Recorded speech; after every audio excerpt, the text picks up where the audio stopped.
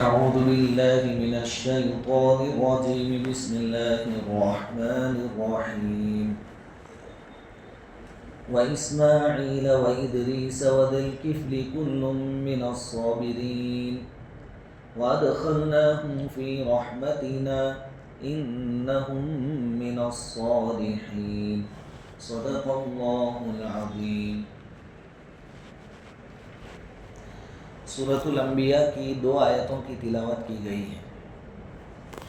ان آیتوں کا ترجمہ یہ ہے: اور اسماعیل اور ادریس اور ذوالکفل علیہم السلام کو، یہ سب صبر کرنے والوں میں سے تھے، اور ہم نے ان کو اپنی رحمت میں داخل کیا، بے شک وہ نیک عمل کرنے والوں میں سے تھے.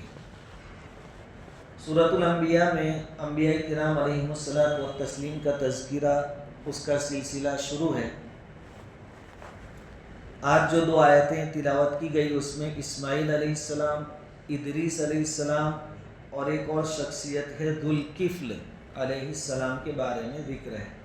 اللہ تعالیٰ فرماتے ہیں کہ ان کو یاد کرو، یعنی ان کے واقعات کو یاد رکھو کہ اللہ تعالیٰ نے ان کی کیسے نصرت اور مدد فرمائی اور وقت آنے پر کیسے نجات عطا فرمائی. حضرت اسماعیل علیہ السلام کا نام تو معنوں سے ہے، ہم سنتے رہتے ہیں. حضرت ابراہیم علیہ السلام کے بڑے بیٹے ہیں، اور اللہ کے حکم سے آپ ہی کی قربانی پیش کی گئی تھی. قرآن کریم میں مختلف جگہوں پر اسماعیل علیہ السلام کا تذکرہ ہے. پارہ نمبر 16 سورہ مریم میں اللہ تعالیٰ نے 3 آیتوں کے اندر ان کا ذکر فرمایا ہے. وَاذْكُرْ فِي الْكِتَابِ اسماعیل، اسماعیل کو یاد کرو. إِنَّهُ كَانَ صَادِقَ الْوَعْدِ وَكَانَ رَسُولًا نَبِيًّا، کہ اسماعیل وعدے کے سچے تھے. نبی جو ہوتے ہیں وہ سراپا کمالات کے پتلے ہوتے ہیں، بہت ساری خوبیاں ان کے اندر موجود ہوتی ہیں، لیکن اللہ تعالیٰ نے یہاں کون سا وصف ان کا بیان کیا؟ وعدے کے سچے تھے. تو وعدے کی سچائی یہ کتنی امپورٹنٹ ہے، آدمی اس سے اندازہ لگا سکتا ہے. وَكَانَ رَسُولًا نَبِيًّا، رسول بھی تھے، نبی بھی تھے. وَكَانَ يَأْمُرُ أَهْلَهُ بِالصَّلَاةِ وَالزَّكَاةِ، ایک اور وصف اسماعیل علیہ السلام کا کہ وہ اپنے گھر والوں کو نماز اور زکوٰۃ کا حکم دیتے رہتے تھے، تلقین کرتے رہتے تھے. اس کے ضمن میں مفسرین لکھتے ہیں کہ علماء ہو، مبلغین ہو، ذمہ دار ہو، جو دین کا کام کرتے ہیں، ان کو اپنے گھروں کا حال بھی دیکھتے رہنا چاہیے، اپنے گھر والوں کو بھی نماز، زکوٰۃ، روزہ وغیرہ کی ترغیب دیتے رہنا چاہیے. جیسے کہ رمضان کا جب آخری عشرہ ہوتا تو نبی کریم صلی اللہ علیہ وسلم خود تو ان 10 راتوں میں آرام نہیں فرماتے تھے، عبادتوں کے ساتھ گزارتے تھے، اور حدیث میں آتا ہے کہ اپنے گھر والوں کو بھی راتوں کو جگاتے تھے کہ عبادت کرو. تو اپنے گھر والوں کی بھی فکر ہو.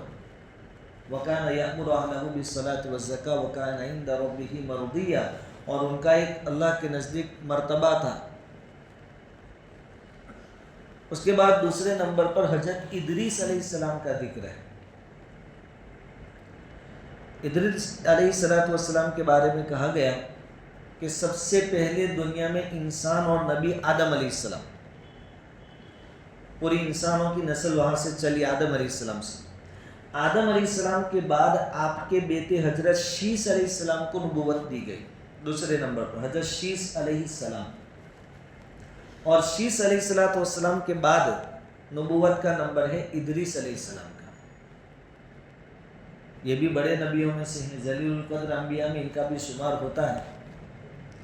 اور چونکہ جب دنیا کی شروعات تھی، انسانی نسل پروان چل رہی تھی، تو اس زمانے میں جو نبی آتے تھے وہ دین کی خدمت تو کرتے ہی کرتے تھے، دعوت دیتے ہی دیتے تھے، لیکن دنیاوی کام کاج بھی امت کو سکھاتے تھے. کوئی کھیتی باڑی سکھاتا تھا. ادریس علیہ السلام کو سلائی کا کام آتا تھا. سلائی یہ آج کے دور کا بھی ایک بڑا آمدنی کا ذریعہ ہے، سلائی، انکم. اور خاص کر کے رمضان میں کسی ٹیلر کو ہائی جیک کرنا تو یہ سلائی کا سلسلہ حضرت ادریس علیہ السلام نے شروع کیا تھا. سب سے پہلے دنیا میں سلے ہوئے کپڑے اگر کسی نے پہنے ہیں تو ادریس علیہ السلام نے پہنے. ان سے پہلے جو لوگ ہوتے تھے وہ چمڑا اوڑھ لیتے تھے, چمڑے کا لباس ہوتا تھا. لیکن باقاعدہ جو ہم جیسے کپڑے سلے ہوئے پہنتے ہیں اس کی شروعات حضرت ادریس علیہ السلام نے اپنے زمانے سے کی تھی اور اپنی امت کو سلائی کام بھی سکھایا.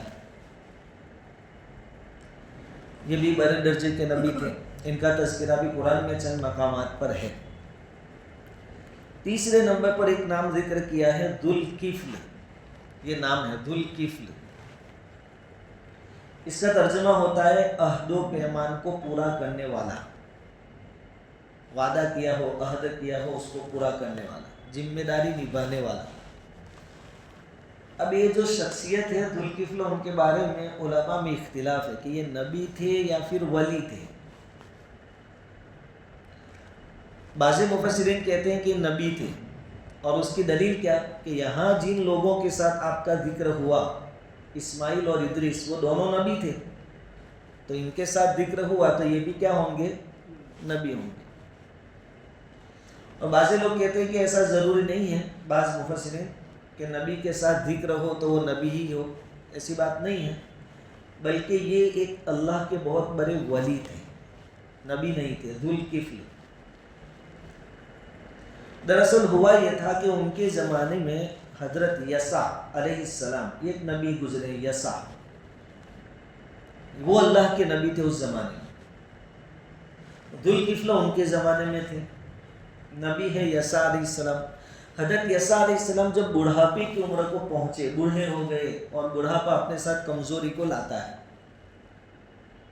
کمزور ہو گئے, بوڑھے ہو گئے, تو انہوں نے یہ سوچا کبھی نبوت کا جو کام ہے, ذمہ داری, دین کی دعوت, اس لائن میں میں کسی کو اپنا خلیفہ بناؤں, اپنا نائب بناؤں. تو حضرت یسع علیہ السلام نے سب لوگوں کو جمع کیا اور کہا کہ دیکھو میں بوڑھا ہو گیا, اب میں یہ چاہتا ہوں کہ تم میں سے کسی کو اپنا نائب بناؤں, خلیفہ بناؤں, جو اس محنت کو لے کر چلے آگے, کام آگے بڑھے اس سے. لیکن میری 3 شرطیں ہیں. خلیفہ بننے والے آدمی کے لیے 3 شرطیں ہیں. 3 شرطیں پوری ہوگی تو میں خلافت دوں گا. نمبر 1, میں ایسے آدمی کو خلیفہ بناؤں گا جو ہمیشہ روزے رکھتا ہوں, ہمیشہ روزے, پورا سال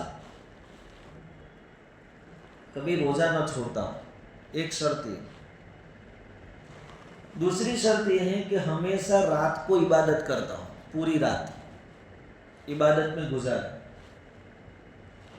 اور تیسری شرط یہ ہے کہ کبھی غصے نہ ہو, دن کا روزہ لگاتار, ہمیشہ رات کی عبادت, اور تیسری شرط ہے کبھی غصے نہ ہو.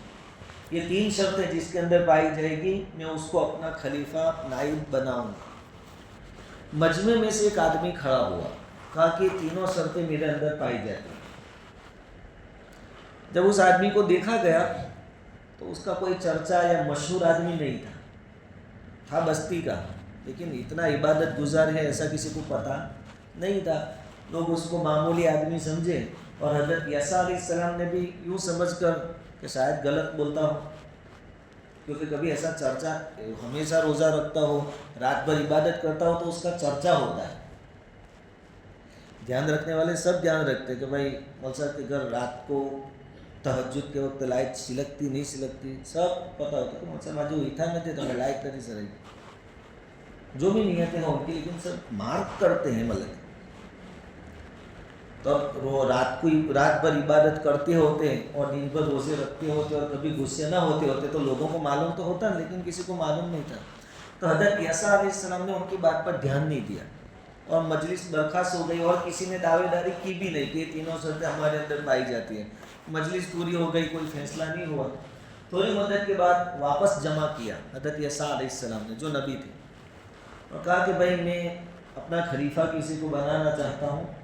اس کے لیے 3 شرطیں وہی ہیں, دن بھر روزہ, رات بھر عبادت, اور کبھی غصے نہ ہو. پھر وہی آدمی کھڑا ہوا کہ میرے اندر وہ تینوں چیزیں پائی جاتی. حضرت یسع علیہ السلام کو شرح صدر ہو گیا کہ جب دوسری مرتبہ یہ کہہ رہا ہے تو ممکن یہ تینوں چیزیں ان کے اندر پائی جاتی ہیں. تو کہا کہ ٹھیک ہے، میں آپ کو اپنی خلافت دیتا ہوں، اپنا خلیفہ بناتا ہوں لوگوں کے سامنے۔ وہ یہ تھے ذوالکفل، جنہوں نے کہا تھا کہ یہ تینوں چیزیں میرے اندر پائی جاتی۔ اس سے ثابت ہوا کہ وہ نبی نہیں تھے، اور ان کو جو خلیفہ بنایا گیا وہ ولی کے درجے کے خلیفہ ہے۔ نبی دوسرے کو نبی نہیں بنا سکتا کہ چلو اب میں جا رہا ہوں یا بوڑھا ہو گیا تو اب آپ کو بنا دو، نہیں، ایسا نہیں ہوتا۔ خلیفہ بنایا کہ یہ کام کی ذمہ دار تم، یہ ذوالکفل تھے۔ اب ان کو یہ جو ولایت کا درجہ ملا اور خلافت ملی تو شیطان کو تکلیف ہوئی، یار ان کا پروموشن ہو گیا، نبی کے خلیفہ بن گئے۔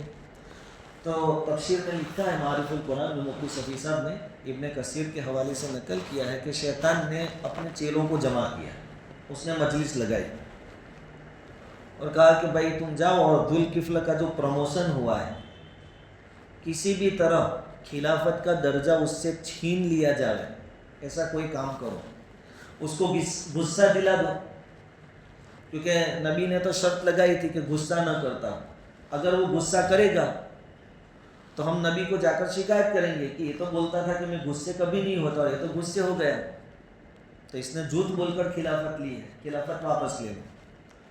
تو شیطان کے چیلوں نے کہا کہ وہ ہے بہت نیک آدمی ذوالکفل، ہم سے یہ کام نہیں ہوگا۔ تو مین جو سردار ہے ابلیس، اس نے کہا چلو تم سب سائڈ پہ ہو جاؤ، میں سنبھال لیتا ہوں۔ اب ابلیس ان کے پیچھے لگا، ان کا معمول تھا دن بھر روزہ، اور روزہ ہمارے جیسا نہیں کہ فجر کے بعد جو سوئے تو 12-1 بجے اٹھے، روزے کے ساتھ دین کی دعوت اور عبادت فل، دن میں سوتے نہیں تھے، اور رات بھر تو عبادت کرنی تھی تو رات میں بھی نہیں سوتے تھے، صرف دوپہر کو قیلولہ کرتے تھے۔ جیسے امام ابو حنیفہ رحمۃ اللہ علیہ کے بارے میں ہم نے سنا ہے کہ دوپہر میں قیلولہ یعنی دوپہر کو تھوڑی دیر سو جانا، اس کے علاوہ سوتے نہیں تھے۔ شیطان ایک بوڑھے آدمی کی شکل میں ان کے پاس آیا، ذوالکفل کے پاس۔ اب یہ قیلولہ کا وقت تھا، رات بھر سوئے نہیں ہیں، دن بھر کام کاج میں مشغول تھے، قیلولہ کا وقت تھا۔ دروازے پر دستک دی، انہوں نے پوچھا اندر سے ہی کہ کون ہے؟ تو شیطان نے کہا میں ایک بوڑھا آدمی ہوں، مظلوم ہوں، میری برادری نے میرے ساتھ بہت ظلم کیا، مجھے انصاف چاہیے، آپ سے امید ہے آپ انصاف کریں گے۔ انہوں نے دروازہ کھول دیا، شیطان بوڑھے آدمی کی شکل میں اندر داخل ہوا اور داستانیں سنانے لگا کہ میرے رشتہ داروں میں فلاں نے میرے ساتھ یہ کیا، فلاں نے مجھ پر ظلم کیا، اور ایک آپ ہی ہیں جو انصاف کر سکتے ہو، آپ مجھے انصاف دلاؤ، میرا حق مجھ کو واپس دلاؤ۔ انہوں نے کہا دیکھ، میں جب دربار میں آؤں فیصلوں کے لیے بیٹھوں، اس وقت میرے پاس آ جانا، میں تیرا فیصلہ کروں گا، تجھے تیرا حق دلا دوں گا۔ لیکن کسی طرح بات چیت میں شیطان نے ان کو الجھائے رکھا، اور قیلولہ کا جو وقت تھا وہ ختم ہو گیا۔ اب رات کا اجاگرا ہے، دن بھر جاگنا ہے، اور قیلولہ جو کرتے تھے وہ بھی آج گئے۔ مول صاحب کی دوپہر کی نیند چلی جائے تو جوہر میں کا تو 3 رکعت ہو جائے کہ 5 بھی ہو جائے، سمجھا جائے گا، سسٹم کھوروا جائے تو ایفیکٹ اس کا ریئیکشن آتا ہی ہے کسی طرح۔ تو قیلولہ کا وقت گزر گیا۔ اب جب یہ دربار میں آئے، اس کا انتظار کر رہے تھے ذوالکفل کہ وہ آوے تو میں اس کا معاملہ سنوں اور اس کا جس نے حق دبایا ہو اس کا حق اس کو دلا دوں۔ پورا دن انتظار کیا، وہ نہیں آیا۔ خیر یہ رات کو پھر عبادت پہ مشغول ہو گئے۔ دوسرا دن قیلولہ کا وقت آیا، پھر دوپہر۔ شیطان یہ چاہتا تھا کہ ان کو غصہ دلاؤ اور پھر یسع علیہ السلام کے پاس جا کر شکایت کرو کہ یہ تو نہ کہتے تھے کہ میں کبھی غصے نہیں ہوتا، یہ تو ہوتے ہیں، خلافت لے لو واپس۔ یہ دوسرے دن قیلولہ کے وقت آیا، پھر دستک دی، پوچھا کون؟ کہا کہ میں بوڑھا مظلوم، میری برادری نے میرا حق مارا ہے، میرا سب کچھ چھین لیا ہے، مجھے انصاف دلاؤ۔ انہوں نے کہا کہ اللہ کے بندے، تجھے میں نے کہا تھا کہ جب میں قیلولہ سے فارغ ہو کر دربار میں بیٹھوں، اسپیشل میں بیٹھتا ہوں مسئلے مسائل لے کر، ٹائم ہوتا ہے نا ہر چیز کا، تب تم آتے نہیں انصاف کے لیے، ابھی آ گئے۔ کہا کہ میری برادری ہے بہت چالاک لوگ ہیں، بہت خطرناک ہیں، میری برادری کو جب یہ پتہ چلا کہ میں آپ کے پاس آنے والا ہوں اور آپ فیصلہ کرنے والے ہیں، تو انہوں نے مجھ سے یہ کہا کہ آپ ان کے پاس مت جاؤ، ہم آپ کا حق دے دیں گے آپ کو۔ شیطان نے ایسا جھوٹ کہا۔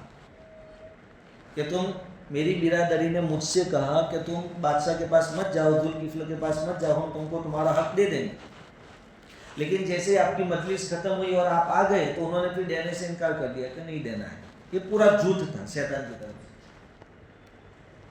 اس طرح دوسرے دن بھی قیلولہ کا وقت نکل گیا. کہا ٹھیک ہے، جب میں دربار میں آؤں اور مجلس لگے تو تم آ جانا، میں تمہارا حق دلا دوں. دوسرے دن پھر انہوں نے انتظار کیا، وہ پورا دن آیا نہیں. اب آیا تیسرا دن. اب آدمی صبح شام سوئے گا نہیں، وہ بھی تو انسان ہوتے ہیں نا، چاہے نبی ہو ولی ہو، آرام کا تقاضا تو ہوتا ہے نا ان کا.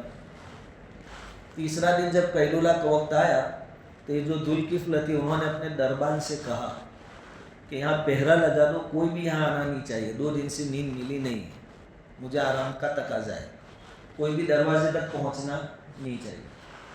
اب یہاں پہرا لگا دیا. پھر وہ بوڑھا آیا شیطان، اس نے دربان سے منت سماجت کی کہ مجھے کام کا نہیں، آج فل آرڈر ہے کہ آج کوئی ملاقات کے لیے نہیں جائے گا. اب جناتوں اور شیطانوں کو اللہ تعالیٰ نے یہ صلاحیت دی ہے کہ وہ حلول کرتی، یعنی چیزوں کے آر پار بھی نہیں کرتے.